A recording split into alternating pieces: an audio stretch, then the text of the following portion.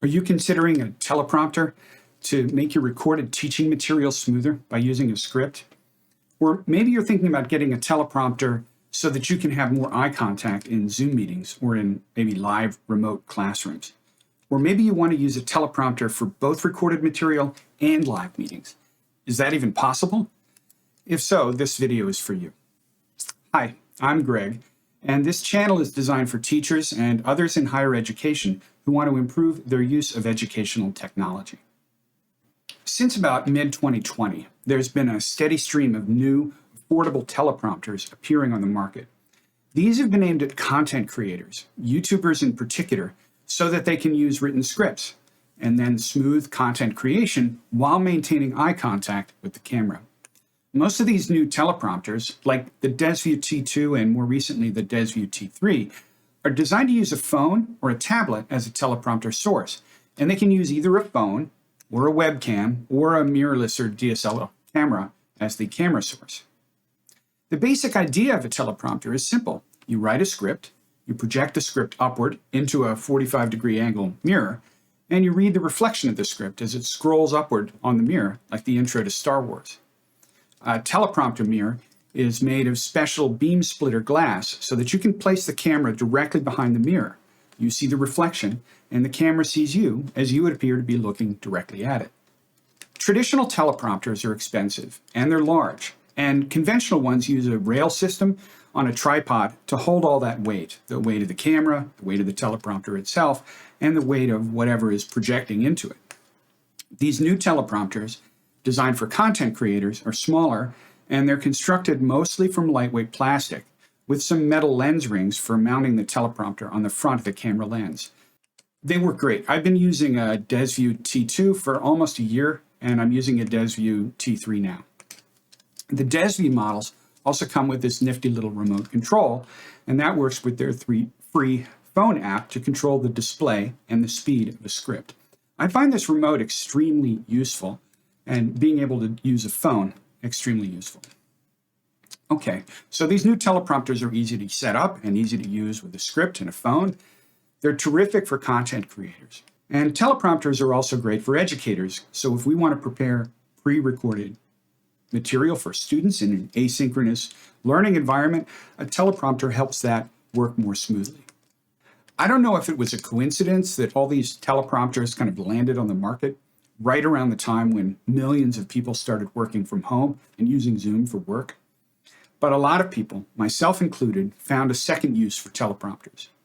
We set up our teleprompters not for scripts, but to use as a second monitor in Zoom meetings. This is fantastic, not just for meetings, but for synchronous remote teaching. I can maintain eye contact with my students and have a much more authentic interaction than, say, if I'm looking down at my monitor. Basically, all the benefits of making eye contact when reading a script apply even more in live settings. The trick is that setting up for meetings is different than setting up to use a script, because the teleprompter display in a meeting has to function as a second monitor. You can use a phone or a tablet in a teleprompter for Zoom meetings, but it's kind of complicated.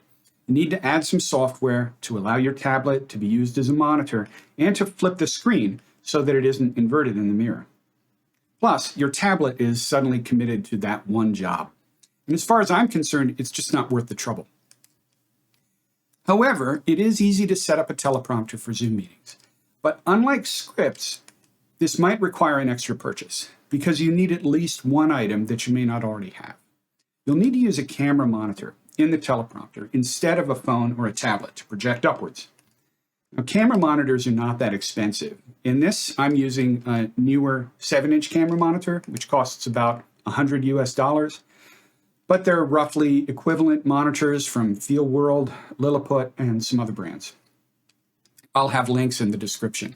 All you have to do is mount the camera monitor facing straight up into the teleprompter mirror, just like you would a phone or a tablet.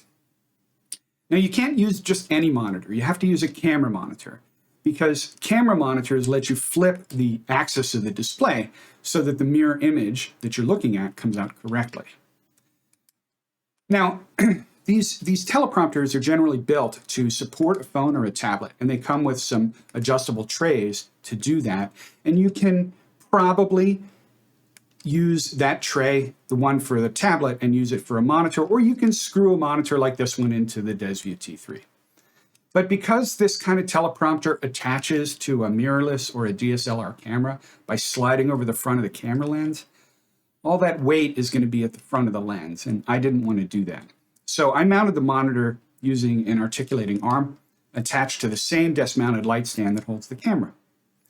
And while I didn't strictly need to do this, I also cut the entire bottom off the DesView T3 with a Dremel tool so that I can position the monitor exactly where I want it. Okay, once you have the camera monitor plugged into an HDMI port on your computer, it will function as a second display. If you configure Zoom to use dual displays, which you should do, really, you can maximize one window on the teleprompter monitor and have the shared screen on your main monitor. And then you're always looking at your students or the people on the other end of the call, and you can look them straight in the eye. Okay, if you do that, then what about scripts? Because using a teleprompter with a script and using a teleprompter for Zoom meetings, well, they're pretty different uses. And it might seem like I've committed pretty hard to meetings. I mean, I committed to that camera monitor so hard that I cut my teleprompter in half. How I'm going to use the phone app and take advantage of this remote? Well, it's possible. I've used the teleprompter for both scripts and meetings, and I've even used it with scripts to give presentations in live meetings, and it works great. If you want that kind of dual use out of your teleprompter, I'll show two ways you can handle it. The first is just to rest your phone on top of the camera monitor. Soon after getting the DesView T2, I gave a presentation in a Zoom session to a committee at my university, and I decided to use a script. I loaded the script into my phone, and I just set the phone on top of the teleprompter monitor, and I used the remote to control the script. I couldn't see the people during that talk, but I didn't want to. I needed to see my script. When I was done with the presentation, I just picked up the phone, and then I could see them, and I could immediately take questions while making eye contact with my audience. I have to say that combination, the combination of having the script during my presentation and immediately having eye contact during Q&A, that was pretty empowering. But there was one drawback. The moment when I removed the phone, it looked kind of like this to the audience. Thanks. Now I'm happy to take your questions. All right, well, how can we avoid that? The other way to do it is to put an HDMI switch in between your computer and the camera monitor. An HDMI switch with a remote lets you switch between different input sources that get sent to the display. One can be your phone, and another can be your computer. That's what I have in my current setup, and the same scenario looks like this. Thank you. Now I'm happy to take your questions. The bottom line is that the combination of a teleprompter, a camera monitor, and an HDMI switch gives you all the benefits of a teleprompter for a script, including the remote, and all the benefits of a teleprompter for video conferencing and live meetings. I want to add one note on HDMI switches. Most HDMI switches are not what is called seamless, which means that when you switch input sources, the screen will go blank for a few seconds. It won't affect what your audience sees, but it can be pretty unnerving for you if you're standing there and then the blank screen comes up. If you want to avoid that, or if you need instantaneous switching, you have to look for a seamless HDMI switch. Those are harder to find and they're more expensive, and I haven't found one with less than 4 inputs, so it's a bit of overkill, but they switch instantly, and I like that security when I'm using the teleprompter. I use a teleprompter as a monitor in all my live meetings at this point, and I use it with a script in many, not all of my recorded lectures. It's made a huge difference for me, and I think it's made a big difference for my students too.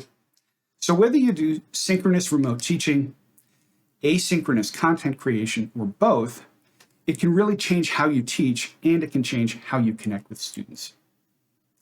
If you like this, give it a thumbs up or subscribe, and I'll see you in the next video.